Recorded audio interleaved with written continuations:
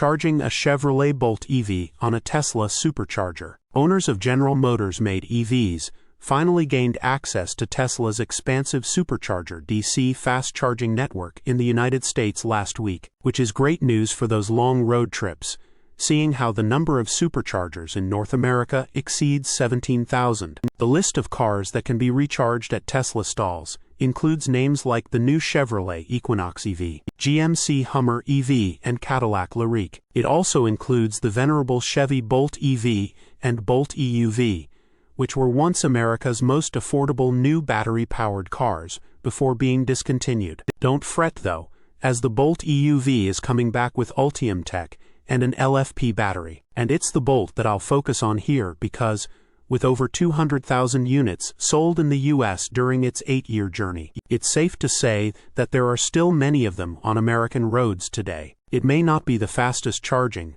the biggest or the most luxurious EV out there, but it's always been the safe and affordable choice for those looking for an urban runabout. Our own Tom Malakny was one of the first people in the US to charge the Bolt EV on a Tesla Supercharger. He made a rather helpful video, which I've embedded at the top of this page, and I'll give you the gist of it in writing as well. First, if you own a Chevrolet Bolt EV, you should know that some 2019 and 2020 model year units will need a software update at the dealer to work with Tesla Superchargers. You'll also need a CCS to NACS adapter, either from General Motors or a third party like A2Z or Lectron.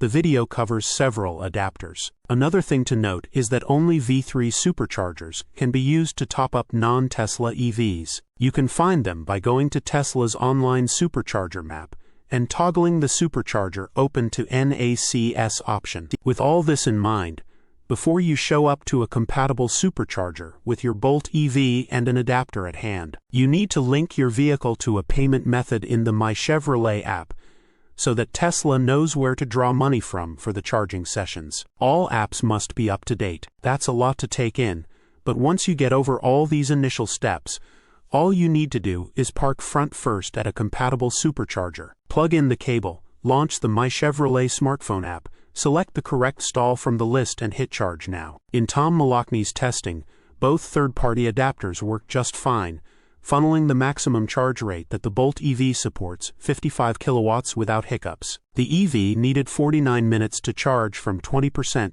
to 80% state of charge, which, again, is normal Bolt EV behavior. But there was one issue where the car stopped charging at 70% society and needed to be unplugged and replugged to get to 80%. The charging curve was the same as on other charging operators, such as EVgo and Electrify America, with the rate slowly going down after the battery state of charge passed the 55% mark. So it's all good. Almost. That's because the Bolt EV's charging port is on the front left of the car, as opposed to the rear left of Tesla EVs. This means you have to pull into the charger on the right, effectively taking up 2 stalls. It's the same issue with Rivian EVs and the Ford F-150 Lightning. One solution to this problem is to try and charge at the rightmost stall if there's space to do so. If not, you'll have to take up 2 places. Source: reposted and summarized from @insideevs.